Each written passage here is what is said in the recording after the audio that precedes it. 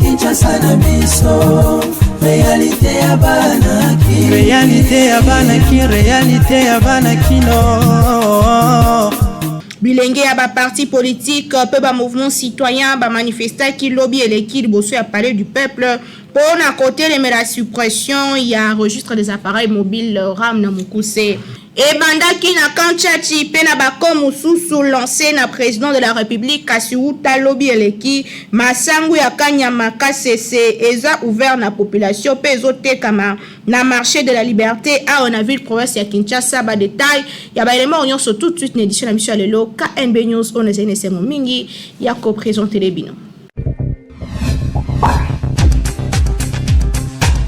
Mbote, merci na fidélité pe confiance bopé sabiso tikato fumo l'édition alelo na palais du peuple l'Assemblée nationale loi puis ba députés nationaux ba examiner mokolo alelo proposition ya loi sur ba tribunaux de commerce ba sangana ki loko ya bomesano 3 points ezalaki na ordre du jour notamment adoption ya ba PV ya ba séance plénière Yami balé examen pe adoption ya proposition de loi sur ba tribunaux ya commerce débat général pe sous adoption ya recommandation sur rapport ya commission ya défense pe sécurité. Ba mama qui est pas premier ministre Jean-Michel Sama Lukonde ba investisseur tir ba qui ko proposer projet ya développement ya RDC bango ba ye pona ko bongisa mboka na biso pe lisusu ko pesa misala na jeunesse congolaise bolandani nelekana kikuna.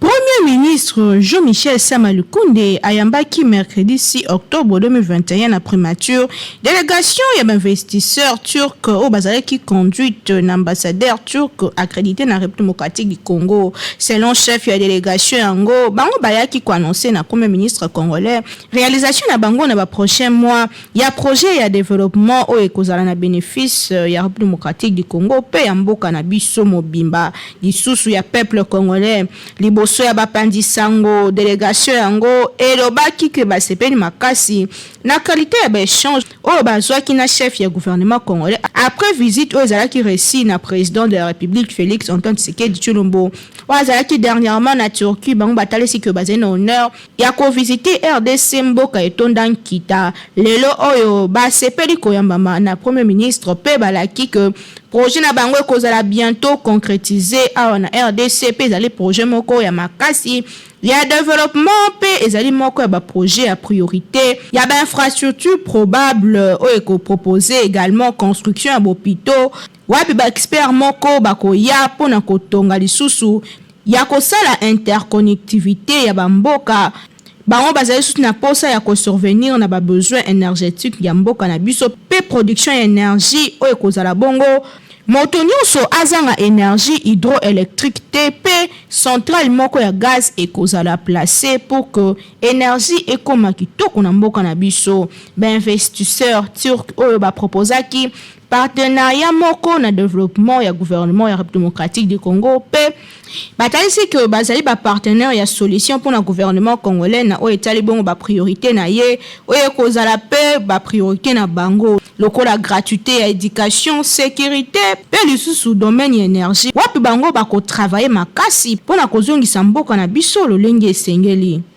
Na boye batalisaki ke gouvernement congolais nde ko décider pe ko laksa bango nzela lolenge kani ko travailler na o etali bongo ba priorité ya gouvernement. Asima tête à tête na premier ministre babimaki na esengo mingi po batalisi que premier ministre congolais yambaki bango kitoko pe azalaki intéressé makasi na projet de développement na bango o baye nango awa na République démocratique du Congo. To noter que nyonso oyo ezali mbuma ya dernier voyage ya chef de l'état na Turquie wapi akenaki kosola na ba investisseur turc pour que baya ko investir na mboka na biso projet oyo ya monene e ko pesa bana mboka misala pe lisusu et ko développer mboka na biso na secteur oyo bango baponi. Kinshasa eleki partout. Tolisa kibinango que ba jeune ya UDPS ki basa pe ba jeune ya ba mouvement citoyen bazala ki liboso ya palais du peuple pona koloba non na suppression ya RAM pe batalisa ki importance ya RAM pe ba dénonçaki de sous main noire ezali na sima ya dossier RAM bozwa image pe commentaire. Bayaki ebele liboso à parler du peuple, militants pe sympathisants ya Union pour la démocratie et le progrès social UDPS qui basse à Mokuse, association pe jeunes ya mouvement citoyen pe parti politique mosusu ya Union sacrée pour la nation se mobiliser qui autour ya parler du peuple mokolo ya mercredi 6 octobre 2021. Kaliko na maboko, loyembo na monoko. Bango batelemi eloko se moko, suppression ya registre des appareils mobiles RAM na Mokuse. Oyo zali institué na décret numéro 20/005 le 9 mars 2020, modifiant et complétant décret numéro 012/15 le 20 février 2012. Oyo ezali ko fixer modalité pe calcul ya bato ya revenu ya prestation ya RTPC. Azalaki ebele na balabala batonda ki ebele bango babande ko manifester sympathisant ya parti cher ya Augustin Kibasa Maliba. Azalaki liboso na bapolo na bango na effigie na maboko ko senga se eloko moko bango baboyi suppression ya registre des appareils mobiles pe baboyi mafinga à la personne ya ministre répétentique Augustin Kibasa o azali bango leader na bango wapi bango batalisi ko dignité pe intégrité na ye ezali lisusu ya ko démontrer te. Bango basengaki na population ya koboya concéder na manipulation politicienne ennemi ya république bazali ko sala bazali déjà identifié. Bango basengaki que population esa la confiance na sagesse pe intelligence ya son excellence monsieur le ministre ya pétantique a préféré na ye ko placer intérêt à population na likolo ya nyonso malgré injure calomnie pe ennemi ya république bazali kolinga ko comprendre avantage ya RAM te. Doit soutenir autorité morale na biso Augustin Kibasa parce que tout le monde a problème ya RAM et comme ça la polémique mingi na mboka na biso. Alors pour le bon fonctionnement ya ba institution na biso RAM eza eloko moko eza très légal na ba pays nyonso ya poto ba pays mususu d'Afrique ba tout nyonso ba futaka ba taxe ya l'état pour na bon fonctionnement ya république. Moto sinaka décret loi azali peuple sengele balikambu oyo décret loi et signamaka na premier ministre ya mboka RPTC ezali ko fixer makamyo so etamboli po na soki botali rata ba téléphone omona mbe bali keno RPTC ezali ko tambusa makambo wana peuple ba yango mais po na biso tozali sima chef de l'état pe tozali sima mayele ya RAM pe tozali sima assemblée nationale na biso mais bo sa to mayele ba société oyo ya biso ya ba télécom bazala kati ya système ya muibi tango bakoloba bio pesa l'état moi lo meilleur moko ya zumi bale misato atena libenga bayeko tango na mutu ya vision ya mokonzi mboka na président na biso national pétantique. Alors na yango tous à la vigilant. Alors message à l'élo pour soutenir RAM sans condition mais tous à la vigilance ce qui va suivre des dollars oyo sengela qui passe à $1 procès ya munene contre la société wana biso ide peski basa to beteli ba député national maboko na ron la bango parce que place oyo eza clarté bango baza na droit ko contrôler gouvernement ya ko bengisa membre ya gouvernement pour ba tirer les choses au clair effectivement flou ezalaki yango ba bengisi ki basa fallait ya na assemblée pour éclairer yango ni lelo biso toye parce que ayaki tozaki prêt pour te pesa ba réponse mais to yebike report esalemi na okota te pona nini ba reporter pona nini bati bon waneza ba député ba na rôle na bango ba député mais biso toyaki ndenge toyeboye toyaki pour te pesa ba réponse bizaka batu que il faut moko atale la nasima oyebi par exemple ce qui total hier ya chichi Etienne tango azaka pouvoir mobutu apesa etant mingi te mais ayebi ça déjà batu boye a reçoit ba mesure impopulaire tango lobaki a reçoit ba mesure impopulaire elingi koloba ayebaki que mboka oyo ezana besoin na ba mesure moko oyo et kosala biso pasi mais ekokendisa Congo liboso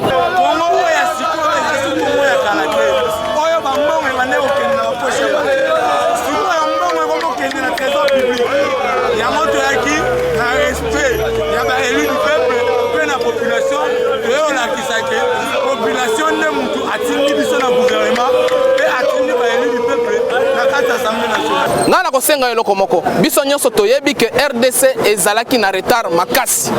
et puis lelo yo soki yo longi kaka okende Congo central okomona place moko boye réseau ezate okobenga ba telecom bazebisa non biso revenu ya population eza moke yango wana topesi totie ba antenne mingi te mais sikona RPTC na mission na ya ko assainir secteur azana besoin ya misolo pona kotia ba antenne wana ya ba relais partout wana ozana muto ozokende Congo central ozana réseau etonda bar nyonso za kotonda zo solo la sans perturbation yango wana RPTC azana mission wana biso ba congolais bao balingi pena mboka ya solo il faut to soutenir RAM oyo pour RAM ya solo peut-être communication ezalaki malamu te po ezalaki mingi te problème ya RAM yo se poser place mon côté. Selon bango, redevance RAM ezali kombati à tort pour ezali komema bongo traçabilité, ya transparence ya ba recette auprès ya opérateur ya téléphonie en mboka na biso oyo bango balingi te kozala contrôler yango nde bazali côté ma pe ko bundisa RAM pe lisusu ko bundisa ministre ya Pétantique Augustin Kibasa oyo azali ko travailler pour l'intérêt ya population congolaise. Batalisaki que bazali pour le contrôle parlementaire, débat démocratique, pe lisusu que l'Assemblée nationale a télémé là-bas propos désobligeants contre le ministre ya Pétantique RAM et ça laisse escroquerie à ta mokolo moko te bango ba télémi pour la koloba que ba boy suppression ya RAM pour les ali ko sunga peuple congolais. Kinshasa et l'équipe partout. Donc na ngambo ya Est ya République wapi armée atie maboko na mwasi moko azali complice ya ba ADF atambola kana ba mbeli pe ba identité belé na sakoni et salamaki kuna Nathan Siata apesi sur détail. Ba forces armées ya République démocratique du Congo FARDC ba chaki maboko na mwana mwasi moko azali na âge ya 56 ans oyo aravitaya ka ba rebelle ADF na région ya Mahagi na province ya Ituri. Mwana mwasi oyo azalaki présenté mokolo ya mercredi 6 octobre 2021 na gouverneur ya province ya Ituri. Azalaki na kati na ye 5 cartes d'identité mokoka, moko ezali ya ba ougandaise, pe 4 ezali congolaise. Nyonso 4 wana ezali na ba identité différent. Pe simana ye ndenge azali ko expliquer awa lieutenant Gilles Ngongo porte-parole ya armée azalaki na mibali mibale oyo pe bango pe bakangamaki na armée. Moko azali poursuivi poete a hébergeaki pe a protégeaka mwana mwasi oyo pe mususu wana poete a bombaki ba information yango ndenge atalisaki na bongo ba forces armées ya République démocratique du Congo ba insister auprès de la population ya région pour que ba se désolidariser na ba groupe armé. Et je demande par la même occasion à la population, il faut savoir dénoncer. Bon mon maman oyo boyende ngaza wana pour une maman be ndenge bato kata biso wana ala bato basala voilà 23 ans dans les années 23 ans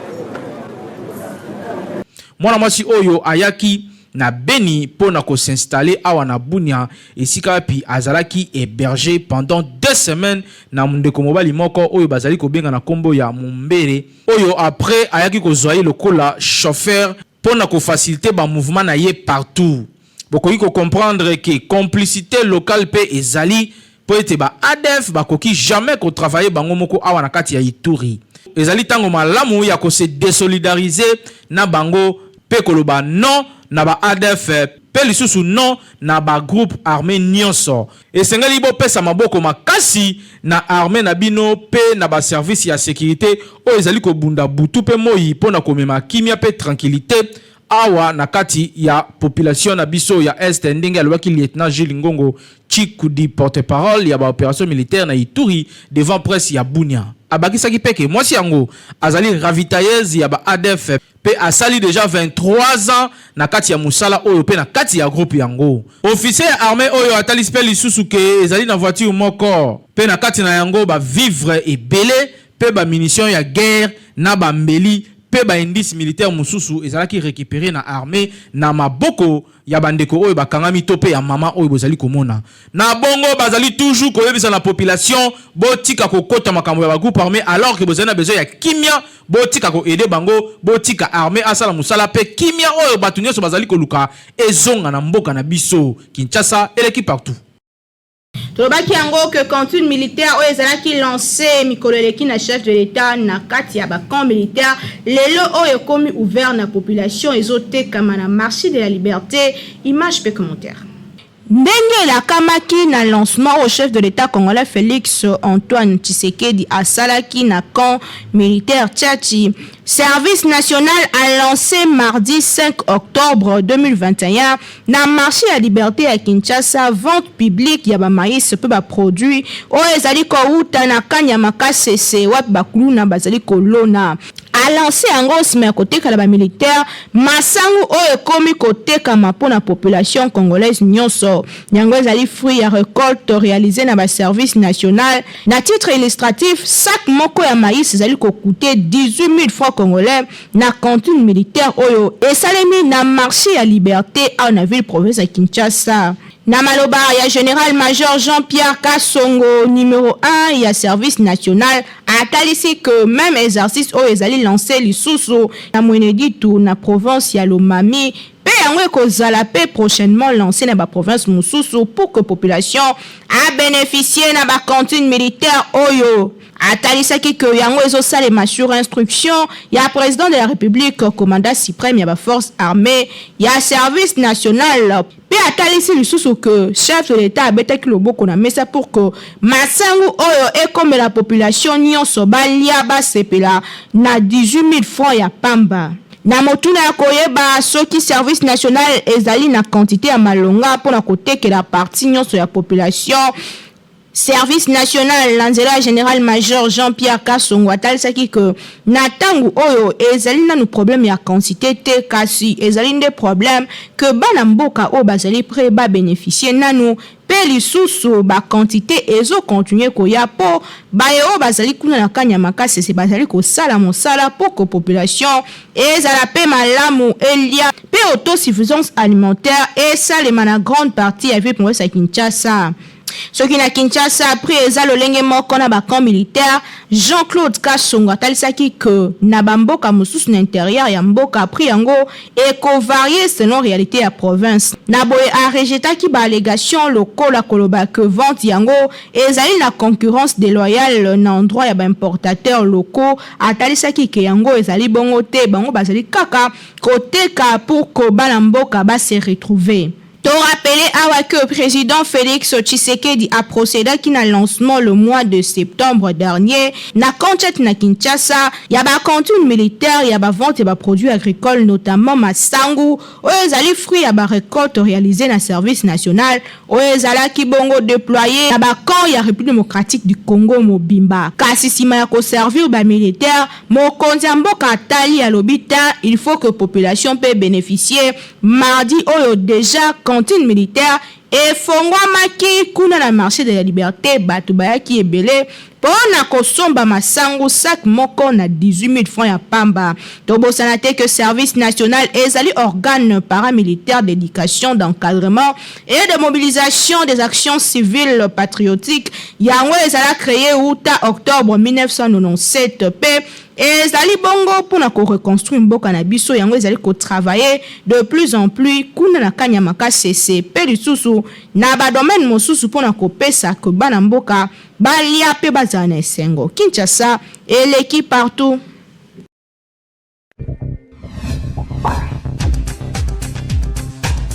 Rentrée scolaire et salemaki uta mikoleleki kasi na parents ona no saeli bana rentrée scolaire te sombela bango kaye ya ope stylo simba ezoteka ma partout pour les produits à Beltesco. Toujours na souci ya kosunga mboka pe kosunga population congolaise kaka ndenge boyebeli société oyo monene na République démocratique du Congo Beltesco toujours pembeni ya population na ko accompagner bango na nyonso lelo lisusu ayeli bino ba kaye yao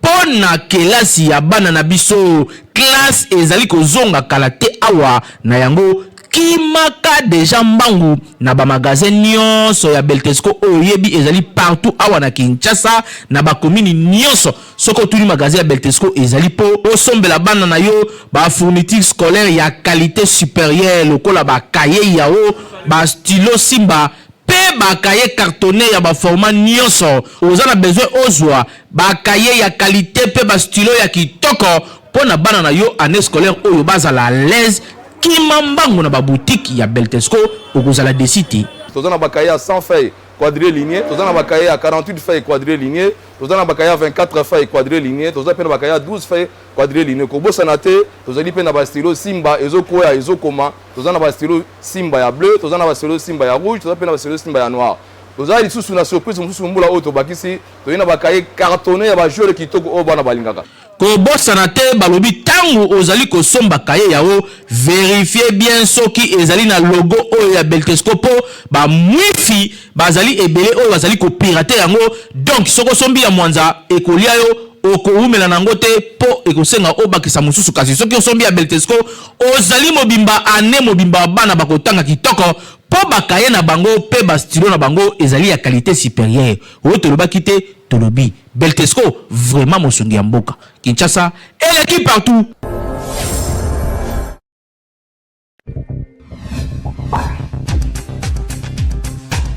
Le nom qui les a célébré journée mondiale pour le travail décent. Moto Seigneur a travaillé le lenge nini travail décent et zali nini. J'ai image fait commentaire.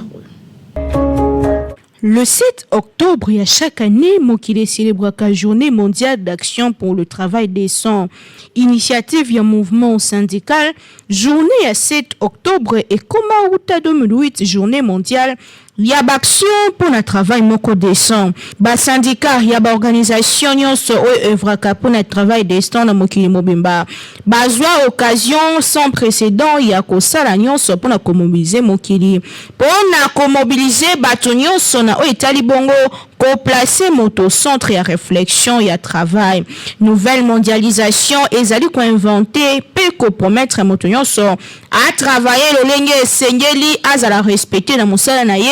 dignité humaine ezala respecter pe lisusu droit ya chaque travailleur nyonso azali na droit ya salaire na ye pe sengeli asala mosala moko oyo ezali humain pe azwa lifuti na mosala na ye pona kobikisa libota na ye individu nyonso partout dans le monde azali na pouvoir ya koexercer métier moko songolo to pakala pona ko permettre ye à vivre dignement pe à répondre à besoins essentiels ya ye pe ya libota na ye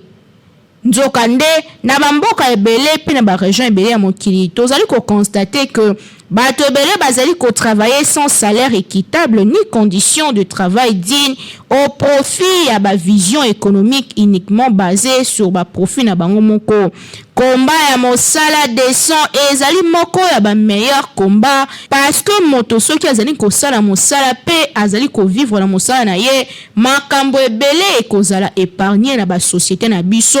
ndaki sa pauvreté ba haine pe ba jalousie pe makambo ya ndenge na ndenge ba problème na société lokola kulu na miyibi ekozala éviter pour moto nyonso azali na mosala na ye. But ya journée à lelo ezali ko favoriser action pona ko permettre moto nyonso azala na mosala o ezali décent o ko permettre ye non seulement à s'épanouir mais lisusu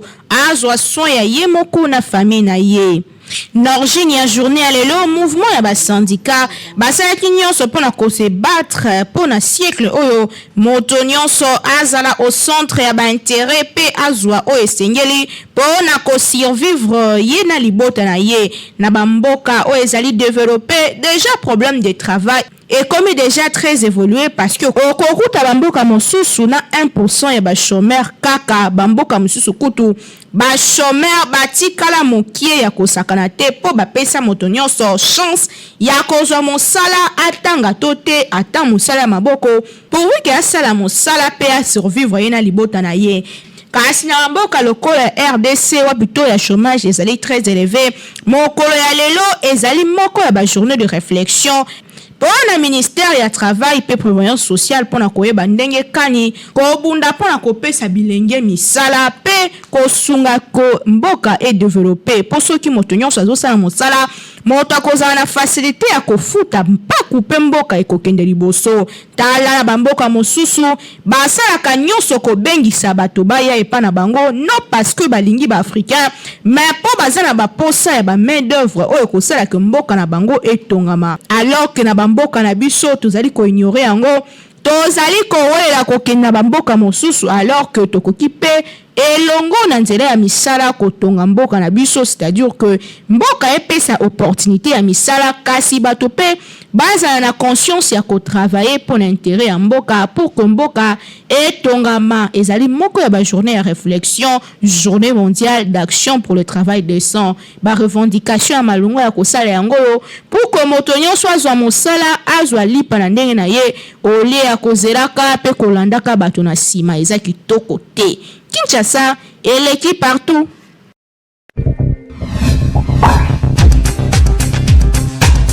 Est-ce que mobali oya bala te ya bota te ya koki kobala mwasi oyo aza déjà na bana misatu tokitaki na terrain pe population kinoise balobaki awa na micro ya Hervé Zaka pe Merveille Mobende. Bolingo désignaka sentiment moko intense pe agréable oyo esalaka kibatu mibale basangana pe bazala très attaché. Mwasi na mobali oyo balingani sincèrement akondima ba défaut ya mobali wana pe akoluka asala nde effort pour que mobali wana changer pe à se comporter le lenge ya lingi. Mwasi to pe mobali soka kuti moninga za déjà na bana akolinga bana wana pe akoconsidérer bango lokola bana na ye ndinga alingaka mobali na ye. Kasi ya pas ezaki mariage entre hommes célibataires sans mwana topé femme célibataire na mwana ezalaka souvent sujet à polémique na ba famille topé na ba quartier. Ba famille mingi balingaka te ke mwana bango ya mobali abala mwasi oyo deja aza na bana bakolinga mwana bango abala mwasi oyo aza na bana te lokola mwana bango kasi babosanaka ke choix ya mwasi to pe ya mobali na libala basalelaka yango moto te. Yango biso magazine KNB News totunaki na population congolaise soki mobali oyo aza na mwana te akoki kobala mwasi oyo aza na bana misatu to pe minei. En ce sens que les dépendent de mobali na moi c'est pour les balles d'abord consentement à deux personnes. So ba yokani ba sololi. Abo bala moi ça na ba misatu. Oui, ba conséquence le problème c'est quoi? Tant maman zoya na libala ana, il faut ibsa bana na que l'actuel papa ndé papa na bino. So bana baza d'accord te. Bana ba ki pa tata na bango. Comme ça moi si a continuer libala na e. Bon, ba mibali o ba kuti moi si déjà na bana première chose il faut repérer ça moi c'est déjà ligne de conduite. De votre rencontre, tant beaucoup d'animaux, moi, quel que soit une banne, peut respecter toujours ligne de conduite. Il y a parents qui ont adopté, mobile et maman na bango quoi. Que ce soit moi na moko mi balemi ça te voir même 10. Ça dépend ya bolingo yo mobile ya lingi mwasi. Na position ya koteli mwasi, soki ya lingi mwasi akobala ye. Motako pekisa ya zate. Conséquence ezalaka toujours ata bano yo moko boti. Conséquence pezale. Yo mona nano te mwana ya yo moko boti azwi kindoki pe aleki yo po alto ambongo. To asala likambo songolo boye. O wana kotia kango na mutute. Mais okobala. Ukao bana ba manke yo ça dit que yo oyebaki komema oyebi komema bango te ta ngana bali mwasi azana bana naye na kozwa bango lokola bana oyo ngana boti o comprendre esengeli na pesa bango éducation o ya ngai po ba vivre na ngai malamu soki baboyi bongo aba nakobenga na bango bazonge pa ba papa na bango ke ngai na beba na mama na bango. Pour eloko wana ememaka toujours na libebi ya bolingo entre yo na mwasi yango boko beba na likolo ya bana na ye. Mais so ibana batosi yo omemi bango na éducation na yo. En tout cas ti boko kufa boko tika la bongo motako yeba teke bana oyo nde bautake pa mosusu te ba okansaka papa oyo motabota bango. Te konsenga na kopesa pa mama wana ndenge bazwaka mobali wana ndepe bakozwa bana wana on sait jamais mususu mwana na yo boti akosunga yo te oyo wana kobokola wana oyo zwi akosunga yo eza na batu mususu pe bagania na vie na mwana mobokoli. Oui, eza nango normal soki balingani na bango eza nango problème moko grave te eza kaka nde boyoka nde ezala na kati ya mwasi na mobali na éducation ezala malamu envers bana wana ya kute pa ya mwasi wana lokola pe salamaka nango mwasi akokuta mobali aza meme na 5 bana mais eza kaka bato bavanda na boyokani éducation ezala malamu mais eza nango problème ya grave te okokobala pe meme mwasi oyo aza pe na bana 8 meme 7 eza yango problème ya gravité. Conséquence ezalaka ndenge nini? Conséquence eyaka mabe soki éducation eza mabe. Wande conséquence ekokomonana po baconséquence eyaka na baforme ebele. Ekokoyela yo na mobali babotani liboso ntango mwasi komibatela mpenza malamu te azokoka koassume responsabilité na ye te na engagement ye kozwa wana nde kopesaka baconséquence ya mabe. Mais na ndenge ke amour eza mpenza solo problème ezalaka nango te. Mwasi oyo asekomportaka malamu ye nde mwasi ya kobala kolobaki abota to mpe abota te yango eza nango na importance te seulement il faut kotia mwa bacondition po epose problème na libala na bino te na père biologique ya bana wana. Kinshasa eleki partout.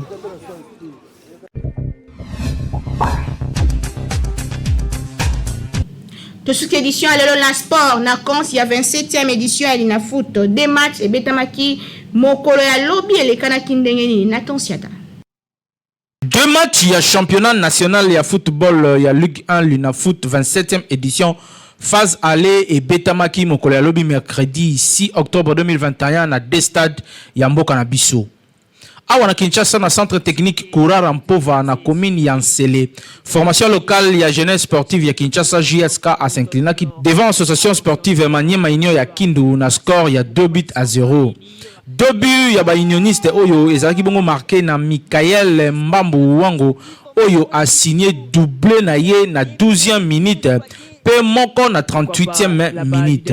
Pe sengi koyeba ke ezali deuxième victoire d'affilée pour na ba homme ya coach Daouda Lupembe na mabele ya Bakinois. Par ailleurs na stade ya Unité ya Goma, formation locale ya AS Dauphin Noir ye a s'imposer qui devant Football Club Étoile ya Kivu na score pe ya 2-0. Mwana Kibuta David pe Linda Mtange nde ba markaki ba bi oyo motona ndenge na ye moko atiaki na deuxième minute pe mususu ayaki kocha ya ye na 46e minute. Kinshasa et l'équipe partout. Et ça toujours. Les années édition le 7 octobre 2021 on a Zaiki Nesengo mingi a représenté les merci une équipe technique et rédactionnelle o esalaki mosala kitoko na sima caméra tuzaki na Hervé Zaka régie et simamaki na Timothée Kaembe réalisation Zaki en attention toujours na coordination à grand lieu à communication d'Imu Kenzi ngana bino tokutani prochainement toujours na souci moko ya ko servir au bino d'une manière très très professionnelle qui met en botte na bino pe mokolo elam. Magazino